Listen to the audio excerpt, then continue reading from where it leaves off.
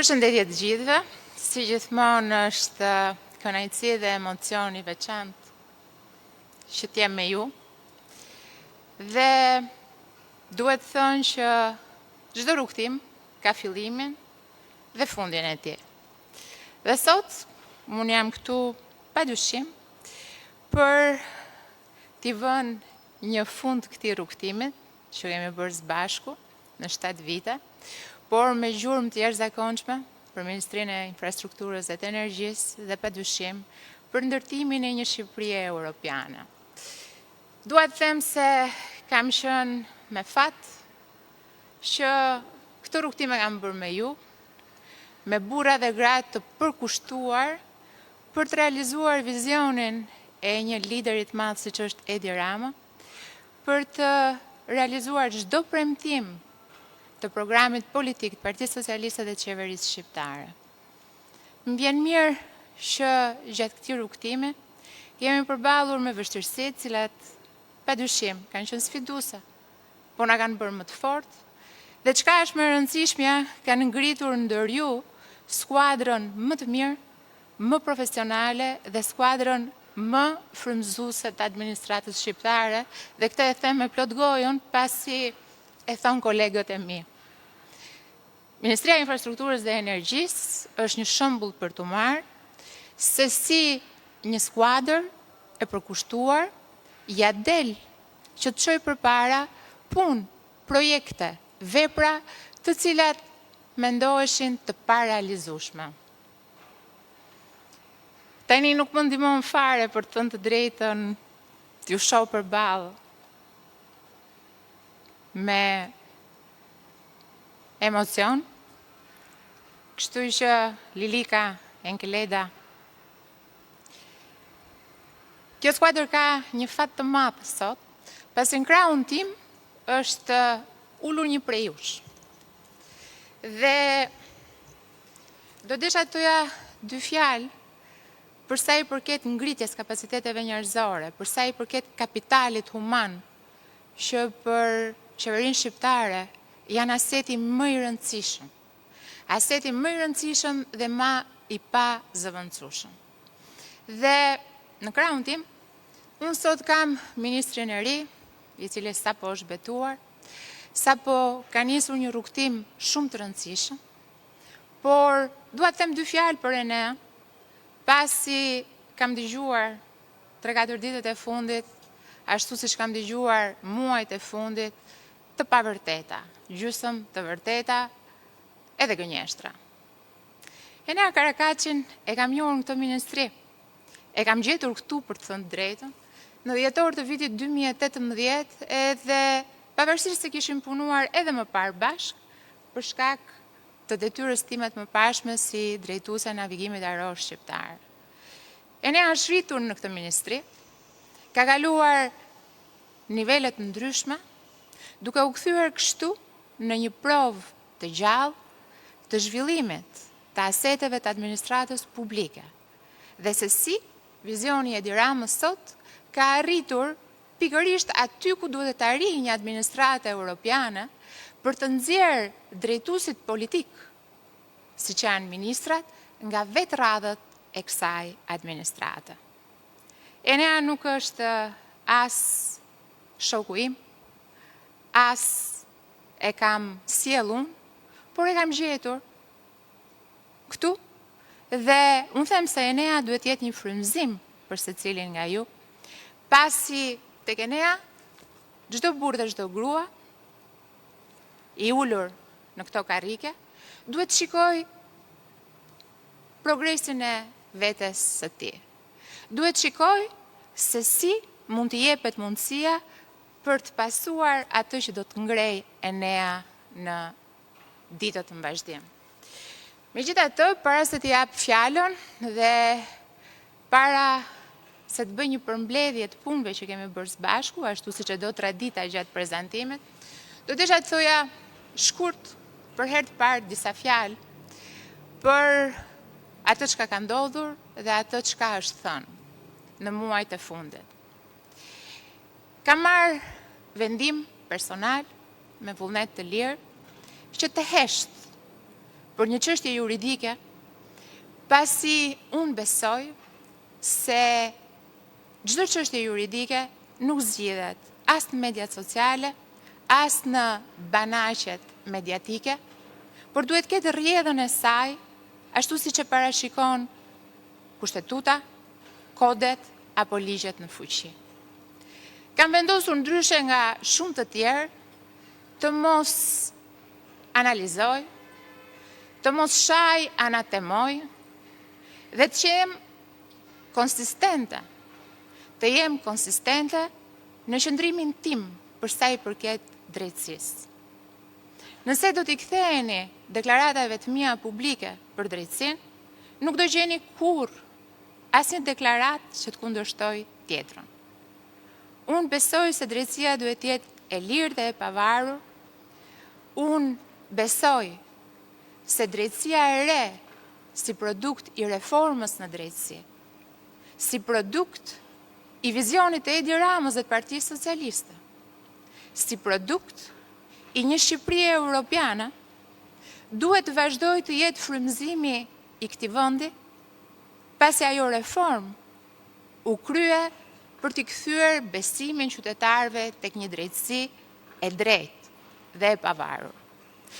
Dhe unë besoj tek kjo drejtësi dhe nuk do më dëgjoni kurrë as ta lavdoj, kur ajo godet kundërshtarët e mi politik, pasi unë nuk kam kundërshtarë të tjerë, dhe as ta anatemoj kur kjo drejtësi mund të prek interesat e mi personal. Nuk do më dëgjoni kurrë që të përmend prokurorë e gjyqtar, pasi unë besoj që ata duhet bëjnë detyrën e tyre ashtu siç e kam bërë dhe unë. Dhe secili duhet jetë i lirë për të vendosur dhe për të gjykuar pa qenë indikuar nga gjyqjet publike, nga gjysmëvërtetat, nga të pavërtetat apo nga gënjeshtrat. Unë nuk kam dhe s'kam pasur kurrë lidhje me korrupsionin dhe nxis që hetimi që ka nisur prej muajsh ndaj meje dhe që nuk e kam penguar kurrë, as në pozicionin tim si ministër apo si zëvendës kryeministër dhe as në pozicionin tim si qytetar i lirë i Republikës Shqipërisë, të vijoj për të nxjerrë të vërtetën sipërfaqe. Unë nuk kam as 300, as 30 dhe as 3 apartamente. Nuk kam as 1, as 2 jate. Nuk kam as limuzina, as helikopter dhe as avion. Por të gjitha këto janë pjesë e një gjyqi publik i cili fatkeqësisht bëhet me lehtësinë më të madhe në këtë vend, por për të thënë të drejtën, unë jam rritur me gjyqjet publike. Dhe ndoshta kurrizi ma mban më mirë se kujdo tjetër gjyqin publik, pasi jam trajnuar dhe kalitur që e vogël. Unë di të bëj punën time,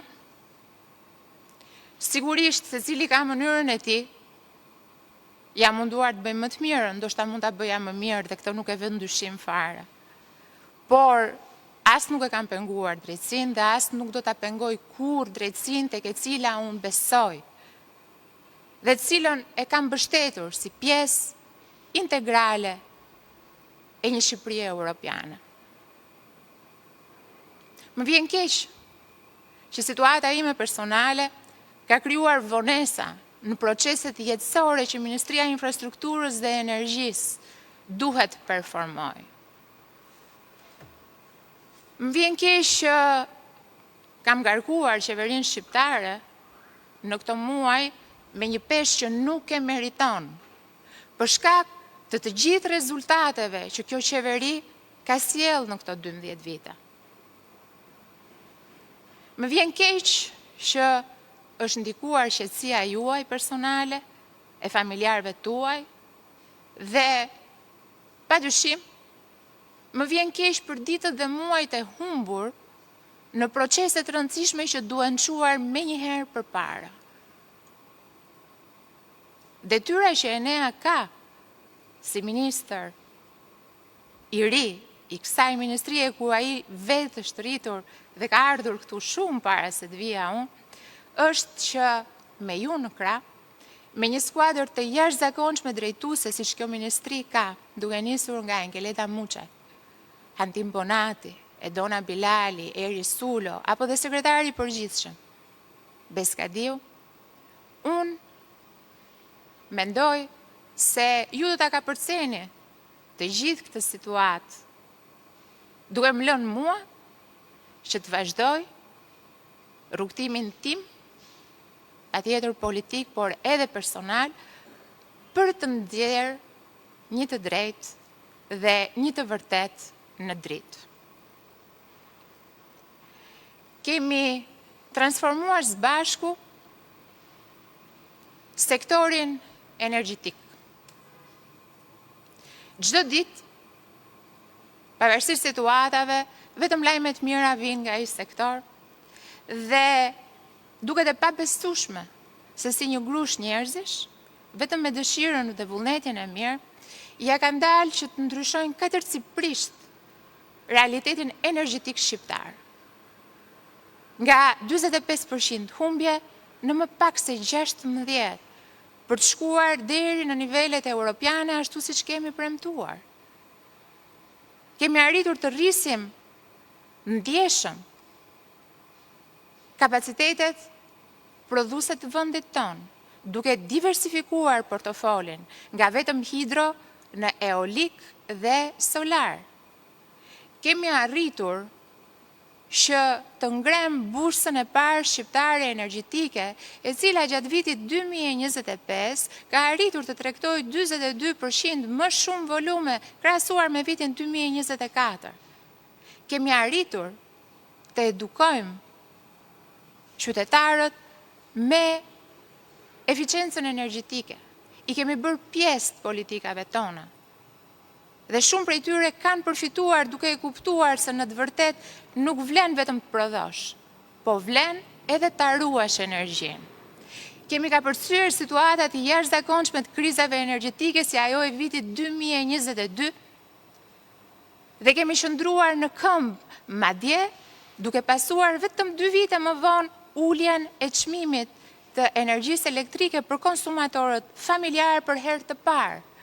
Kemi bërë bizneset shqiptare pjesë të tryezave për prodhimin e ligjeve apo edhe rregullave për operimin e këtij sektori. Kemi krijuar një bazë të rëndësishme autoprodhuesish dhe padyshim Shqipëria sot ndodhet në një stad të avancuar të negociatave për sa i përket kapitullit të energjisë. Dhe të gjitha këto i keni bërë ju.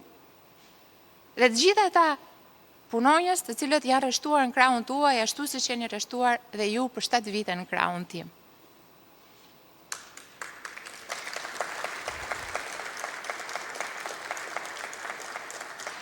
Kemi ndërtuar vepra të jashtëzakonshme, të cilat do të qëndrojnë aty tek vitet do kalojnë, dhe ju duhet ndjeni krenar për gjithë shka kemi arritur.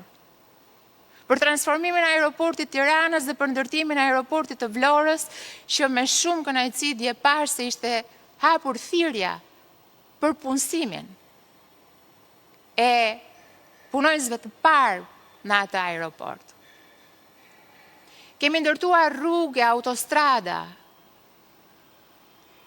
moderne të njëjta kategorive dhe cilësive europiane. Kemi ndërtuar tunele të cilat nuk do t'i shkatroj as pika e ujit që tashmë zë vend në të gjitha portalet, kur shiu fillon të bjerë.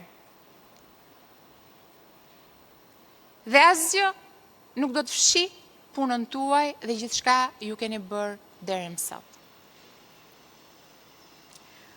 Unë dua të përfitoj nga rasti që të falenderoj kryeministrin Rama për gjithë besimin dhe mundësinë që më ka dhënë